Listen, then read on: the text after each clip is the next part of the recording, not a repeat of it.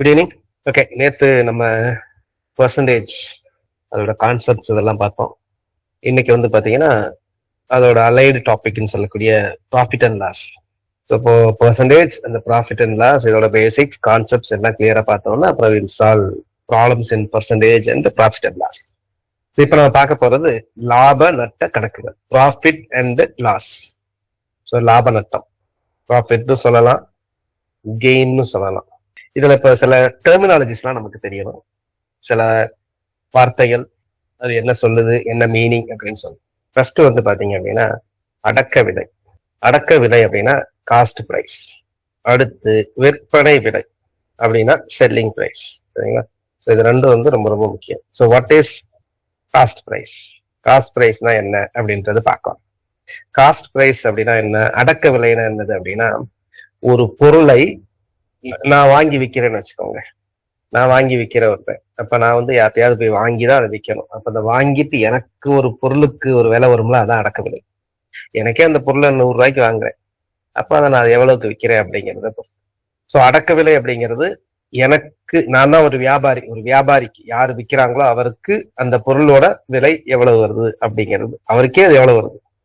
So cost price is the price at which article is bought or article is manufactured. இப்ப நானே உற்பத்தி பண்றேன்னு வச்சுக்கோங்க, நானே உற்பத்தி பண்ணி விற்கிறேன் அப்படின்னா எனக்கு எவ்வளவு ஆகுது உற்பத்தி பண்றதுக்கு, எல்லா காஸ்டும் சேர்த்து எவ்வளவு ஆகுதுங்கிறது அடக்க விலை. ஸோ அப்ப நான் அடக்க விலையோட மேலதான் வைப்பேன். அடக்க விலைக்கு வித்தேன்னா எனக்கு ப்ராஃபிட்டும் கிடைக்காது, லாஸும் கிடைக்காது. ஸோ அடக்க விலையோட அதிகமாக வைப்பேன். விற்பனை விலை அப்படின்னா என்ன விலைக்கு நான் விற்கிறனோ அதுதான் விற்பனை விலை. So selling price is the price at which article is sold, விற்கிற விலை. அப்போ ஒரு பொருள், இப்போ ஒரு பொருள் வந்து எனக்கு வந்து அந்த பொருள் வந்து 240 ரூபா ஆகுது. எனக்கே அந்த பொருள் 240 ரூபா ஆகுது. இதை நான் விற்கிறேன்னா இதோட கூட இந்த 240 ரூபா பொருளை வந்து நான் என்ன பண்றேன்னா ஒரு 300 ரூபாய்க்கு விற்கிறேன் அப்படின்னா இந்த 240ங்கிறது காஸ்ட் பிரைஸ், அடக்க விலை. 300 அப்படிங்கிறது செல்லிங் பிரைஸ், விற்பனை விலை. சரிங்களா? ஸோ இதுதான் இந்த பேசிக்ஸோட இது. எஸ்பினா என்ன, சிபினா என்ன.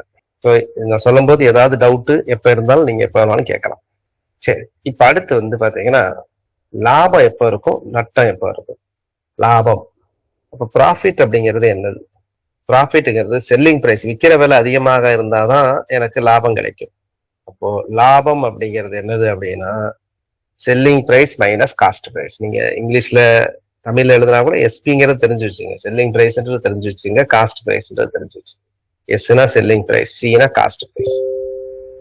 இதே நட்டம் எப்ப கிடைக்கும், எப்ப நட்டம் இருக்கும், எப்ப லாஸ் இருக்கும் அப்படின்னா காஸ்ட் பிரைஸ் தான் அதிகம், செல்லிங் பிரைஸ் நான் குறைஞ்ச விலைக்கு தான் வித்துட்டேன் அப்படின்னா எனக்கு நட்டம் கிடைக்கும். therefore நட்டம்ங்கிறது சிபி மைனஸ் எஸ்பி. இதெல்லாம் நீங்க ஃபார்முலாவாவும் தெரிஞ்சு வச்சுக்கலாம், பட் நமக்கு காமன் சென்ஸ் யூஸ் பண்ணாலே இதெல்லாம் தெரியணும். ஃபார்முலாவை நீங்களே கண்டுபிடிச்சாங்க. அடுத்து பாருங்களேன், இப்போ ஒரு பொருள் வந்து எனக்கு வந்து 300 ரூபா ஆகுது காஸ்ட் பிரைஸ், அடக்க விலை 300 ரூபாய். 300 ரூபா பொருளை 400 ரூபாய்க்கு விற்கிறேன். அப்போ வாட் இஸ் ப்ராஃபிட், லாபம் எவ்வளவு? 300 ரூபா பொருளை 400 ரூபாய்க்கு வித்தேன்னா லாபம் எவ்வளவுனா 100 ரூபாய். சரி, அடுத்து ரொம்ப முக்கியமானது, அதான் அந்த லாப சதவீதம் எவ்வளவு. வாட் இஸ் ப்ராஃபிட் பர்சன்டேஜ், லாப சதவீதம் எவ்வளவு அப்படின்னா this is equal to profit, லாபம் பை சிபி இன்டு 100. இதான் இதுல முக்கியமான ஃபார்முலா. லாப சதவீதம் என்னது, லாப சதவீதம்ங்கிறது என்னது அப்படின்னா லாபம் பை அடக்க விலை இன்டு 100. டினாமினேட்ல அடக்க விலை தான் வரும். அது லாப சதவீதமா இருந்தாலும் சரி, பின்னாடி பார்க்க போற நட்ட சதவீதமாக இருந்தாலும் சரி. So profit percentage is equal to profit by CP into 100. இது ரொம்ப ரொம்ப முக்கியம். அப்போ அதே நட்ட சதவீதம் லாஸ் பர்சன்டேஜ், லாஸ் பர்சன்டேஜ்ங்கிறது என்னது அப்படின்னா loss divided by CP into 100. நட்டம் பை அடக்க விலை இன்டு 100, நட்டம் பை அடக்க விலை இன்டு 100. ஓகேங்களா? சோ இது ரொம்ப முக்கியமான ஃபார்முலா. இதுல ஏதாவது வரைக்கும் இதுல பார்த்ததுல ஏதாவது டவுட் இருந்ததுன்னா கேளுங்க. சோ லாப சதவீதம், நட்ட சதவீதம் ரெண்டுக்குமே டினாமினேட்டர் வந்து சிபி, அது ரொம்ப ரொம்ப ரொம்ப முக்கியம். அடுத்து வந்து பாத்தீங்கன்னா selling price in terms of cost price. Selling price நம்ம வந்து அடக்க விலையில எப்படி சொல்லுவோம், விற்பனை விலையை அடக்க விலையில எப்படி சொல்லுவோம் அப்படின்னா, செல்லிங் பிரைஸ் இருக்குன்னு வச்சுக்கீங்களேன். Selling price right. So SP, selling price in terms of cost price. இது எப்படி நம்ம காஸ்ட் பிரைஸ்ல சொல்லலாம் அப்படின்னா, this is CP into 1 plus profit percentage divided by 100. But இது ஃபார்முலாவா ஞாபகம் வச்சுக்கிறதுக்கு இது எப்படி ஷார்ட்கட்ல பண்றதுன்னு சொல்றேன். அதே செல்லிங் பிரைஸ் லாஸ் இருந்துச்சு அப்படின்னா cost price into 1 minus loss எவ்வளவு பர்சன்டேஜ் இருக்கோ பை 100. ஸ்கிரீன் தெரியுதுல்ல? நாட் விசிபிள்னு சொல்ற மாதிரி இருக்கு ஜெயவேல். இப்ப ஸ்கிரீன் தெரியுதுங்களா சார்? தெரியுது சார். ஸோ திரும்ப ஒரு தடவை சொல்லிடுறேன், ஸ்கிரீனை வச்சுட்டு இப்போ.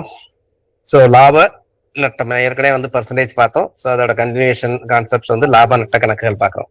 ஸோ இது வந்து பாத்தீங்கன்னா இதுல 2 விதமானது. அடக்க விலைனா என்ன, விற்பனை விலைனா என்ன, காஸ்ட் பிரைஸ்னா என்ன, செல்லிங் பிரைஸ்னா என்ன அப்படிங்கிறது நம்ம பார்ப்போம்.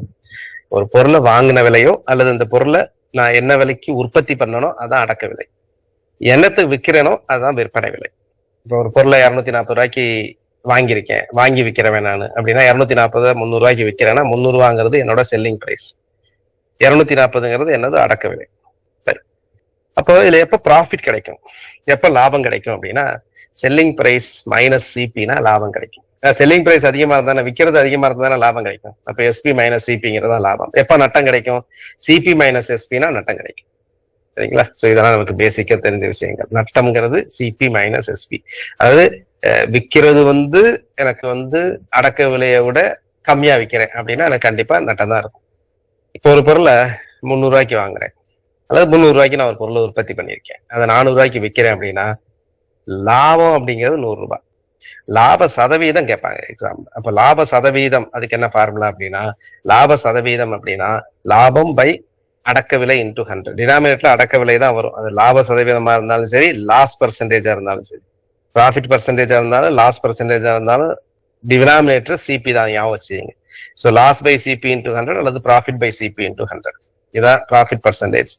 அப்போ இதுக்கு ப்ராஃபிட் பர்சன்டேஜ் கண்டுபிடிக்கணும்னு வச்சுக்கீங்களேன். இப்போ நம்ம ஒரு சொல்லலாம் 300 ரூபாய்க்கு வித்து 400 ரூபாய்க்கு, எனக்கு 300 ரூபாய் பொருள் 400 ரூபாய்க்கு வித்துருக்கேன்னா அப்ப ப்ராஃபிட் எவ்வளவு 100. அப்ப 100 பை சிபி, சிபிங்கிறது 300, 100 பை 300 இன்டூ 100. ஸோ அடிச்சிங்க அப்படின்னா this is equal to 100 by 3. அப்போ 100 பை 3னா 33 1/3% என்னது எனக்கு லாபம். 33 1/3% எனக்கு லாபம். அடுத்து selling price in terms of cost price எப்படி சொல்றது ஃபார்முலாவா அப்படின்னா, selling price equal to CP into 1 plus profit percentage by 100, அல்லது லாஸா இருந்துச்சுன்னா 1 மைனஸ் லாஸ் பர்சன்டேஜ் பை 100. இப்போ ஒரு பொருளை விற்கிறேன், எனக்கு வந்து 20% லாபம் அப்படின்னா எவ்வளவு கொடுத்துருப்பேன். அப்போ SP is equal to CP into 1 plus 20 by 100. இதை சுருக்குனீங்க அப்படின்னா 120 பை 100 இன்டு சிபின்னு வரும்.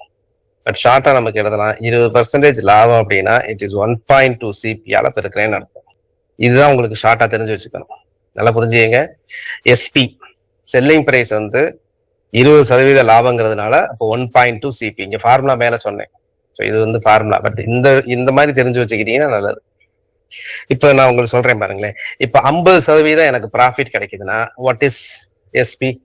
50% எனக்கு ப்ராஃபிட் கிடைக்குது அப்படின்னா எஸ்பிங்கிறது என்னதுன்னா 1.5 இன்டூ சிபி.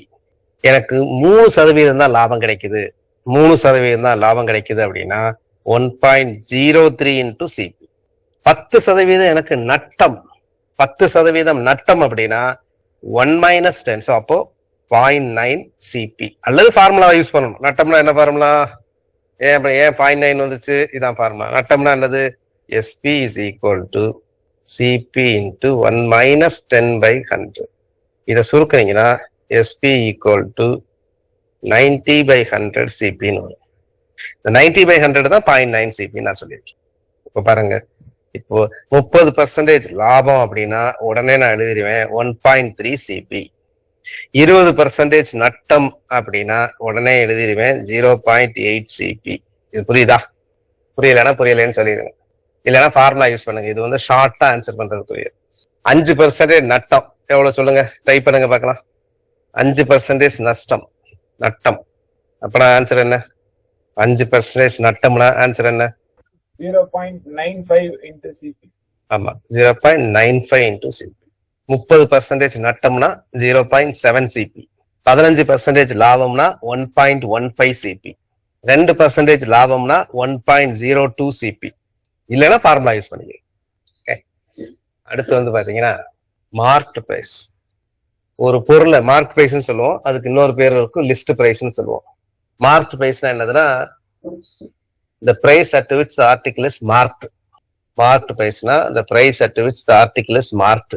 அது ஒரு பொருளை குறித்த விலைன்னு சொல்லுவோம், அல்லது குறிக்கப்பட்ட விலை. இது எப்படின்னா ஒண்ணும் கிடையாது. இப்ப எனக்கு ஒரு பொருள் வந்து 200 ரூபா இருக்கு, 200 ரூபா எனக்கு காஸ்ட் பிரைஸுக்கு.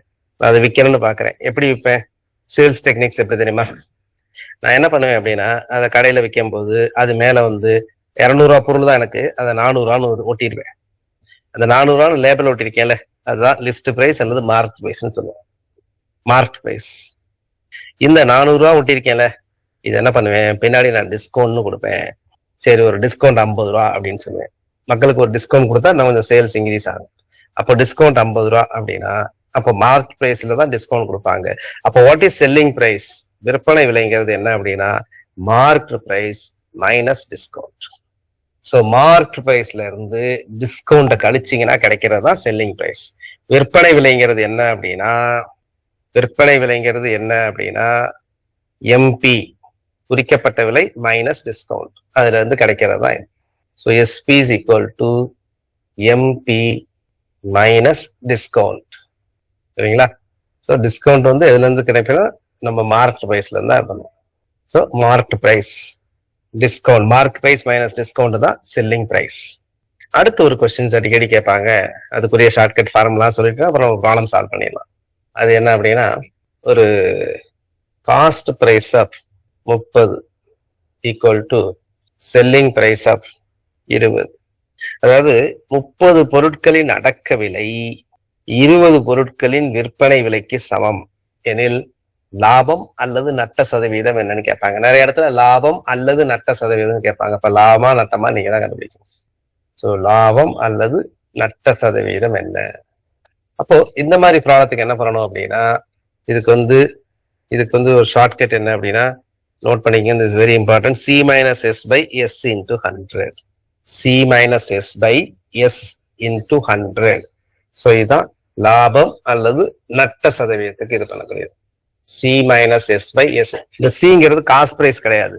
காஸ்ட் பிரைஸ் ஆஃப் எத்தனை ஆர்டிகிள்ஸ். எஸ்ங்கிறது செல்லிங் பிரைஸ் கிடையாது. செல்லிங் பிரைஸ் ஆஃப் எத்தனை பொருளையும் விற்பனை விலைன்னு கேட்கறாங்க. செல்லிங் பிரைஸே கிடையாது, யோசிச்சுங்க. ஸோ அப்போ இப்போ இந்த ப்ராப்ளத்தை சால்வ் பண்ணோம் அப்படின்னா என்ன அர்த்தம் அப்படின்னா, C minus S. அப்போ 30 minus 20 by 20 into 100. நியூமரேட்டர் வந்து C minus S இருக்குல்ல, இந்த C minus S வந்து பாசிட்டிவா இருந்துச்சுன்னா லாபம்னு அர்த்தம், நெகட்டிவ் ஆச்சுன்னா நட்டம்னு அர்த்தம். இப்ப இங்க பாசிட்டிவ் தான் இருக்கு, அப்ப லாபம். அப்ப இது எவ்வளவுனா 10/20 into 100.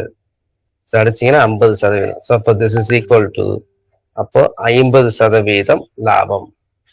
50% வந்து இங்க என்னது அப்படின்னா எனக்கு 50% லாபம், ப்ராஃபிட். ஓகேங்களா? ரைட். என்னது எடுத்துக்கலாம். ரைட். இப்போ இதுக்கு ஆன்சர் பண்ணுங்க. ஒரு கொஸ்டின்ஸ் நான் பார்க்கலாம், அதை ஆன்சர் பண்ணுங்க. ஆன்சர் வந்து நீங்க சேட் பாக்ஸ்ல டைப் பண்ணுங்க. ஆப்ஷன் ஏயா, பியா, சியா, டியான்ட்டு. மோஸ்ட் ஆஃப் த ப்ராப்ளம் வந்து நம்ம வந்து ரொம்ப ஃபாஸ்டா ஆன்சர் பண்ணணும். அதுக்கு நான் ஏற்கனவே சொல்லியிருக்க மாதிரி சில இதுக்கெல்லாம் பர்சன்டேஜ்ங்கிறது ரொம்ப முக்கியமான டாபிக்னு சொல்லியிருக்கேன். அதுக்குரிய ஷார்ட்கட்ஸ் சொல்லியிருக்கிறேன். சரிங்களா?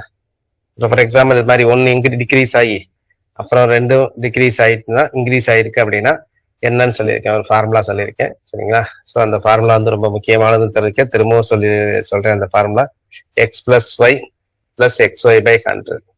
பின்னாடி பாக்குறவங்க, இந்த கிளாஸை பாக்குறவங்க ஃபர்ஸ்ட் கிளாஸை பார்த்துட்டு இந்த கிளாஸை வந்து பாருங்க. So x + y + xy by 100 நேற்று பார்த்தோம். அப்போ இங்க அதான் எப்பவுமே டிக்ரீஸ் அப்படின்னா மைனஸ் போடணும், இன்க்ரீஸ் அப்படின்னா பிளஸ் போடணும். இதுல சப்ஸ்டியூட் பண்ணிட்டு வாட் இஸ் ஆன்சர் சொல்லுங்க பார்க்கலாம். Everyone try to solve this one. என்ன இது 50%. அப்போ இங்க போடணும். சி நான் சொல்லிருக்கேன், டிக்ரீஸ்னா மைனஸ். ஆன்சர் என்ன அப்படின்னா -50 அப்புறம் +50.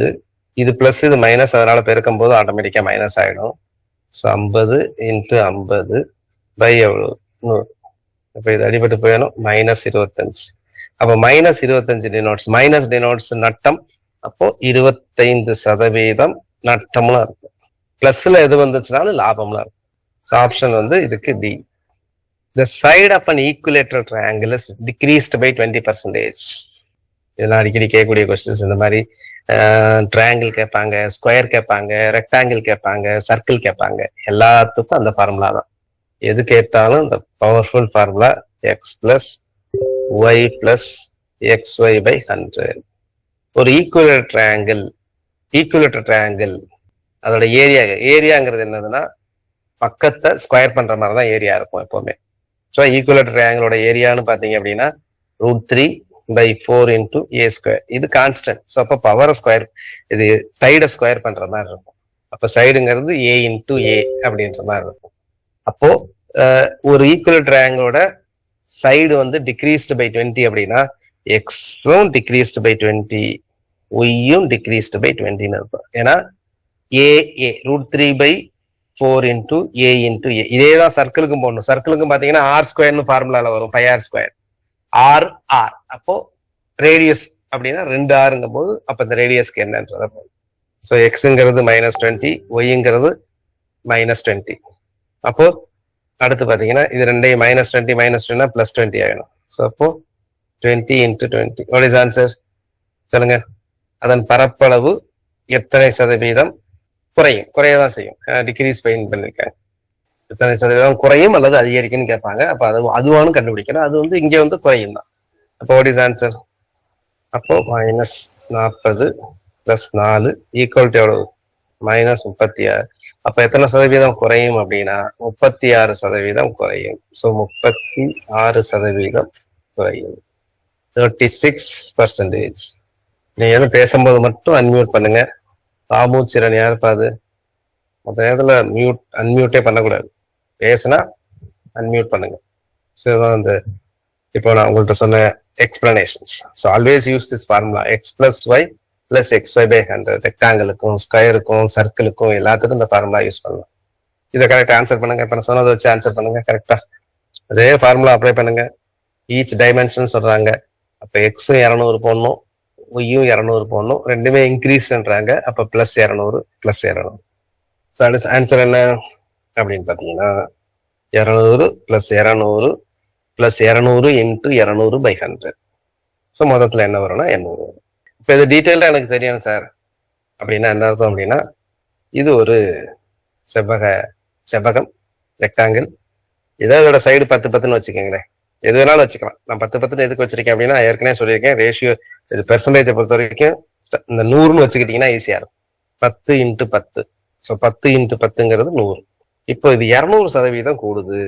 எல்லாம் புரிஞ்சுங்க. கொடுத்துருக்க நம்பர் எப்பவுமே 100%. இப்ப 200% கூடுதுன்னா 10 10 20 கூடுது. அப்ப 20 கூடுதுன்னா பூசா உள்ள ரெக்டாங்கிளோட சைடு என்னவாகும்? 30 ஆகும். இந்த 10 200% கூடுது. அப்ப இது 30 ஆகும். அப்ப இப்போ வாட் இஸ் ஏரியா? நமக்கு ரெக்டாங்கிள் ஏரியா தெரியும். இதையும் பெருக்குனா ஏரியா. இப்ப உள்ள ஏரியா எவ்வளவு? நியூ ஏரியா வந்து 900. அப்ப நம்ம ஏற்கனவே ஒரு ஃபார்முலா சொல்லியிருக்கேன். 100ங்கிறது 900 ஆயிருக்கு. அப்ப what is the percentage increase?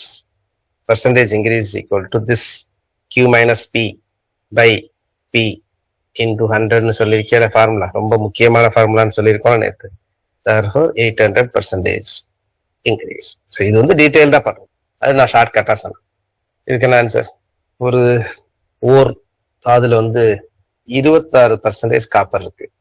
எனக்கு 91 kg காப்பர் வேணும்னா எவ்வளவு ஓர் தேவைப்படுது அப்படின்னா என்ன அப்படின்னா இந்த ஓர் எவ்வளவு ஓர்னு எனக்கு தெரியல. இந்த ஓர்ல 26% காப்பர்.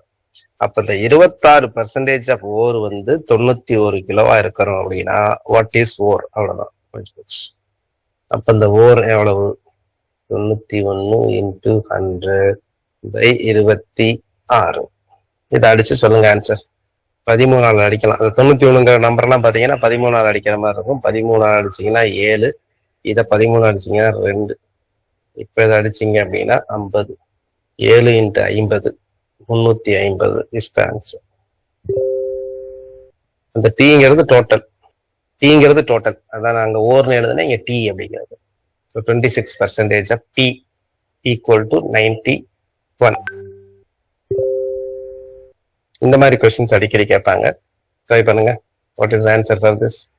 ஒரு தேர்வில் மொத்த மதிப்பெண்ணில் 20% மதிப்பெண் எடுத்த மாணவன் 5% மதிப்பெண்ணில் தேர்ச்சி அடையவில்லை. மொத்த மதிப்பெண்ணில் 30% எடுத்த ஒரு மாணவன் தேர்ச்சி பெற தேவையான மதிப்பெண்ணை விட 20 மதிப்பெண்கள் அதிகமாக எடுத்து இருக்கிறான். அப்ப நமக்கு தெரியும் தேர்ச்சி மதிப்பெண் பெர்சன்டேஜ் வந்து தேர்ச்சி சதவீதம் வந்து 30க்கும் 20க்கும் நடுவுல இருக்கு. 20க்கும் 30க்கும் நடுவுல இருக்கு. இப்ப தேர்ச்சி பெறுவதற்கான மதிப்பெண் சதவீதம் எவ்வளவு அப்படின்னு கேட்கறாங்க. அப்ப என்ன தெரியுது அப்படின்னா 20% எடுத்தால் இது இது இது வந்து ரொம்ப கான்செப்ட் ரொம்ப முக்கியம். நிறைய இதுக்கு இதான் யூஸ் பண்ணுவோம். 20% எனக்கு எடுத்தா எனக்கு இன்னொரு 5 மார்க் பற்றாக்குறை. புரியுதா?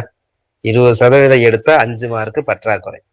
அதே 30% எடுத்தேன்னா எனக்கு 20 மார்க் அதிகம் இருக்கு பாஸ் மார்க்குங்க. அப்போ இதை வச்சு எப்படி போடலாம் அப்படின்னா இது ரெண்டுக்குள்ள வித்தியாசம் பாருங்க. 20%க்கும் 30%க்கும் உள்ள வித்தியாசம். அதே மாதிரி -5க்கும் 20க்கும் வித்தியாசம். இந்த -5க்கும் 20க்கும் வித்தியாசம் வந்து பாத்தீங்கன்னா 15ன்னு போட்டக்கூடாது, தப்பு. 25. -5க்கும் 20க்கும் வித்தியாசம் வந்து 25. எப்பவுமே 2 எண்களுக்கு உரிய வித்தியாசம்ங்கிறது எப்படி கண்டுபிடிப்பீங்க அப்படின்னா largest minus smallest, L minus S. அப்ப எல்லுங்கிறது என்னதுன்னா 20, 20 -5 25. புரிஞ்சுக்கங்க, இது ரொம்ப முக்கியமானது. 2 நம்பருக்குரிய வித்தியாசம். எப்பவுமே 2 நம்பருக்குரிய வித்தியாசம் நெகட்டிவா வரவே வராது. நெகட்டிவா வரவே வராது. நான் திரும்ப எக்ஸ்பிளைனே பண்ணிடுறேன். இப்போ ஒரு நம்பர் 8, 8க்கு -12க்கு வித்தியாசம் எவ்வளவு சொல்லுங்க பார்க்கலாம் யாராவது. What is the difference between 8 and -12? 8க்கும் -12க்கும் வித்தியாசம் எவ்வளவு? 20. 8க்கு -12க்கும் வித்தியாசம் வந்து பாத்தீங்கன்னா 20. Very good. ஏன் வித்தியாசம்னா என்னது? டிஃபரன்ஸ் இஸ் ஈக்குவல் டு எப்பவுமே ஃபார்முலா லார்ஜஸ்ட் மைனஸ் ஸ்மாலஸ்ட். இங்க லார்ஜஸ்ட் என்ன 8 மைனஸ் ஃபார்முலா இருக்கிற ஸ்மாலஸ்ட் -12. அப்போ 8 + 12 20. அதே மாதிரிதான் -3க்கும் -8க்கும் வித்தியாசம் எவ்வளவு பார்த்தோன்னே சொல்லலாம் நம்ம. -3க்கும் -8க்கும் வித்தியாசம் வந்து பாத்தீங்கன்னா 5 + 5 தான். நெகட்டிவ் ஆகவே ஆகாதுன்னு சொல்லிட்டேன். எப்பவுமே வித்தியாசம் நெகட்டிவ் ஆகவே ஆகாது.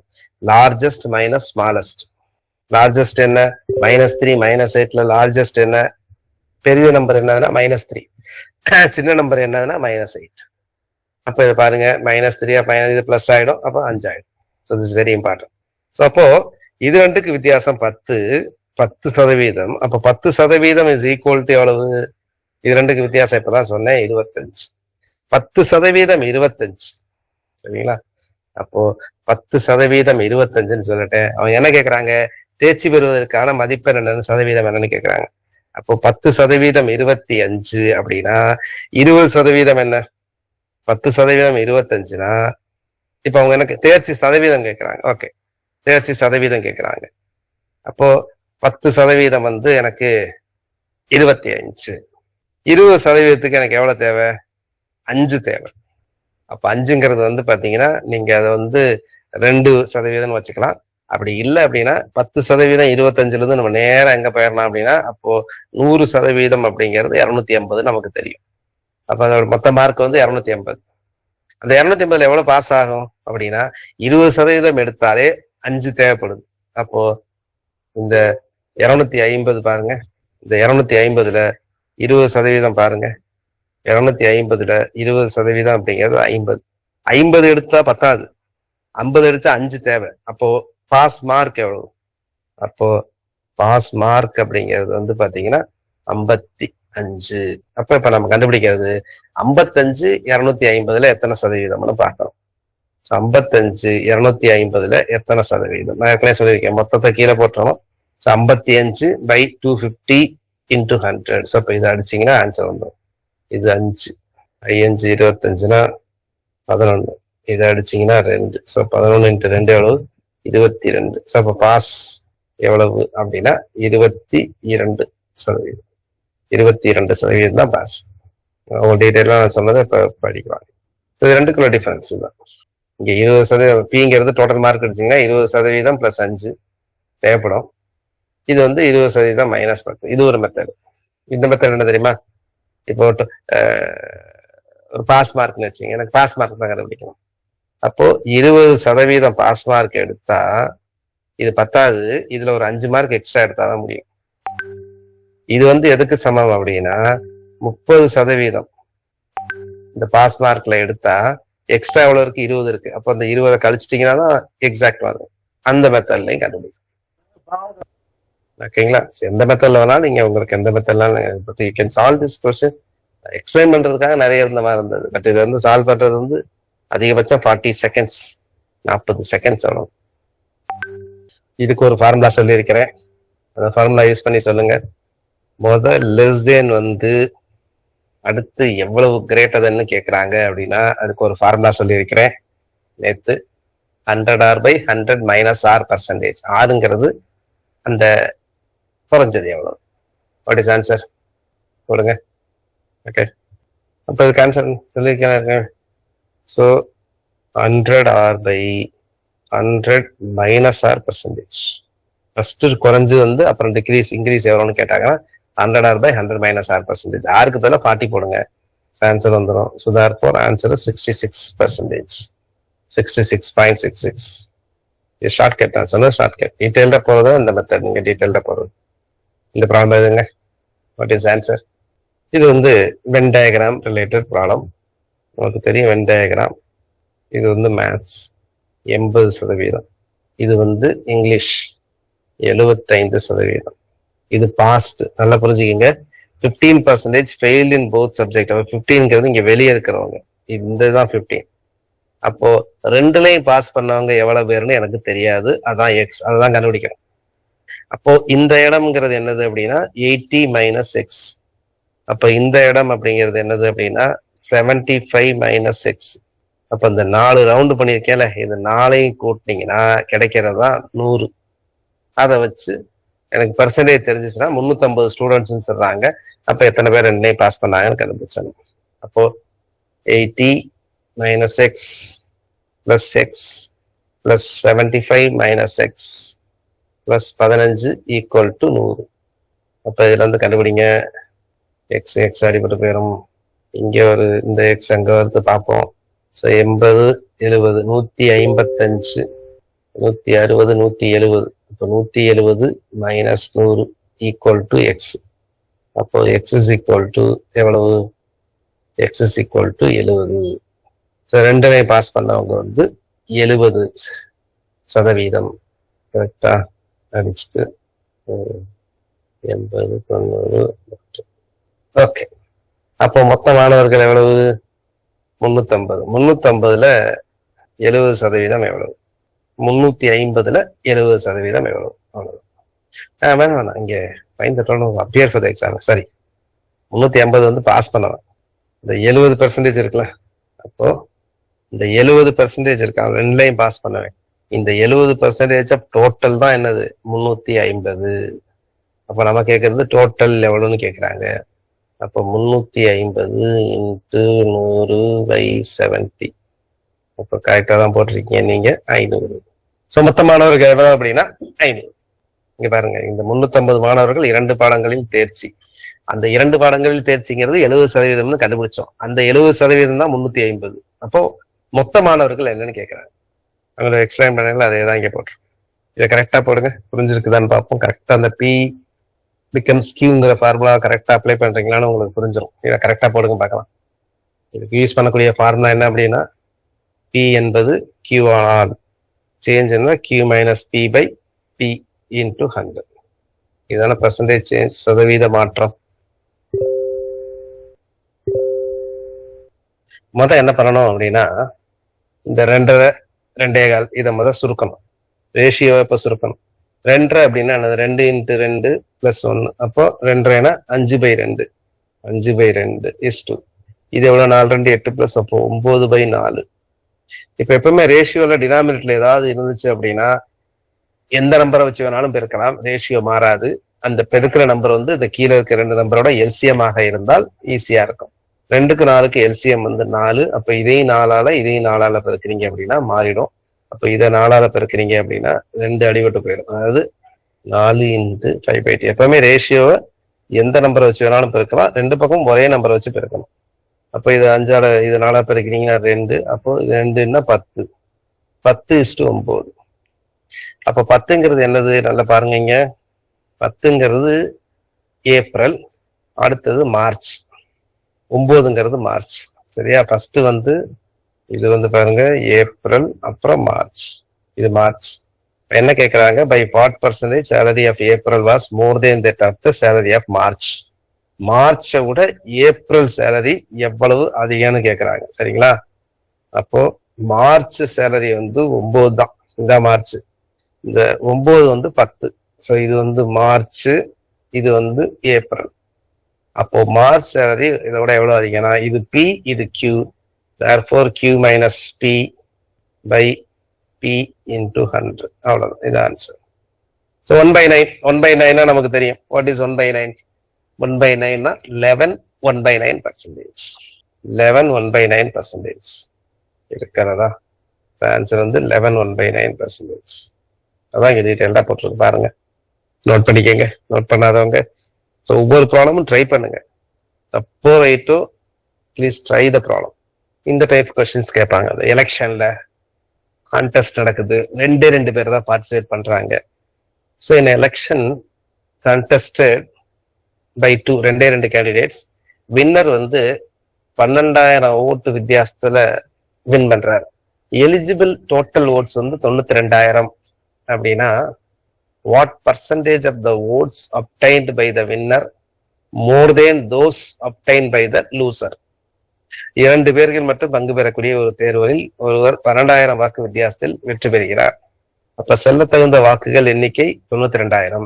வெற்றி பெற்றவர் தோல்வி அடைந்தவரை விட எத்தனை சதவீதம் அதிகம் பெற்றுள்ளார்? அப்ப முதல்ல இதை கண்டுபிடிங்க. இப்போ வின்னர் எவ்வளவு கிடைச்சிருக்கு, லூசர் எவ்வளவு கிடைச்சிருக்கு. அப்ப லூசர் எவ்வளவு ஓட்டு, வின்னர் எவ்வளவு ஓட்டு, முதல்ல அதை கண்டுபிடிங்க. மொத்த ஓட்டு 92,000.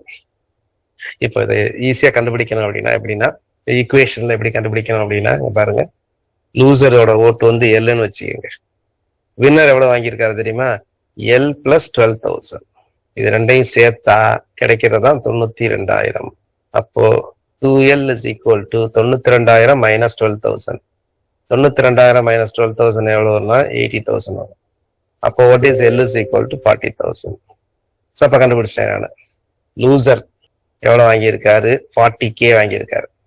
நான் 40,000 40ன்னு எழுதியிருக்கேன். ஈஸி கால்குலேஷன்ஸ்க்கு. அப்ப அவர் எவ்வளவு வாங்கியிருப்பாரு? இவர் 40 வாங்கினாருன்னா அவர் எவ்வளவு வாங்கியிருப்பாரு? 52 வாங்கியிருப்பாரு. இவரோட 12,000 வாங்கியிருக்காரு. இப்ப இதுதான் கேட்கறாங்க. இந்த 52ங்கிறது 52,000ங்கிறது 40,000 விட எத்தனை சதவீதம் அதிகம் அப்படின்றாங்க. நீ 40 52 எடுத்துக்கலாம். அப்போ இது P, அது Q. எத்தனை சதவீதம் அதிகம்? அப்போ ஆன்சர் வந்து 12 அதிகம் பை 40 இன்டூ 100. அது 52 மைனஸ் 40 பை 40 இன்டூ 100. ஸோ அடிங்க 4 3 12, 3 இன்ட்டு 10 30. எல்லா கணக்கும் ஆன்சர் பண்ணணும். இந்த கணக்கும் மிஸ் ஆகக்கூடாது. நம்ம எக்ஸாம்ஸ்ல டோட்டலா மேத்ஸ் ஆப்டிடியூட் அப்படின்னாலே சென்டம் தான். ஏதோ ஒரு கொஸ்டின்ஸ் மிஸ் பண்ணலாம், கேர்லெஸ் மிஸ்டேக்ஸ் அப்படிங்கிறதுனால. இதே மாதிரி இதை பேஸ் பண்ணி நீங்க ஒரு டெஸ்ட்டும் எழுத வேண்டி வரும் நாளைக்கு. நான் நேத்து இன்னைக்கு நம்ம பார்த்ததை பேஸ் பண்ணி சொன்னால், நேத்து வீடியோ இன்னைக்கு வீடியோ ரெண்டுமே பார்த்துருங்க. 2 கான்செப்டையும் பார்த்துட்டு வந்துருங்க. பார்த்துட்டு இதை பேஸ் பண்ணி நீங்க ஒரு டெஸ்ட்டும் நாளைக்கு எழுத வேண்டி வரும். அப்படி பர்சன்டேஜ் கிளாஸ் வச்சு நம்ம தொடருவோம். நாளைக்கு ப்ரிப்பேர். நாளைக்கு சேம் டைம் இன்னைக்கு பார்த்ததை பார்த்துட்டு வந்துருங்க. நேற்று பார்த்தது இன்னைக்கு பார்த்த அந்த பேஸை வச்சு உங்களுக்கு டெஸ்ட் இருக்கும். பேசிக்கா இருக்கக்கூடிய டெஸ்ட் தான் பர்சன்டேஜ்ல. ஸோ அந்த டெஸ்ட்டுக்குரிய லிங்க், நீங்க டெஸ்ட் எழுதக்கூடிய லிங்க் வந்து நாளைக்கு வந்து ஷேர் பண்ணிடுவேன். டெஸ்டோட லிங்க். ஸோ அந்த லிங்க் வந்து பாத்தீங்கன்னா இதில் ஷேர் பண்ணிடுவேன். அதனால நாளைக்கு வந்து 5 o'clock அந்த லிங்க் உங்களுக்கு ஷேர் பண்ணிடுவேன். 5 o'clock you can write the test. 5 o'clock உங்களுக்கு லிங்க் ஷேர் பண்ணிடுவேன் டெலிகிராம்ல. வராதவங்க இந்த நம்பர்ல வாட்ஸ்அப் பண்ணுங்க. 98403 98093. 5:30 கிளாஸஸ் இருக்கும்.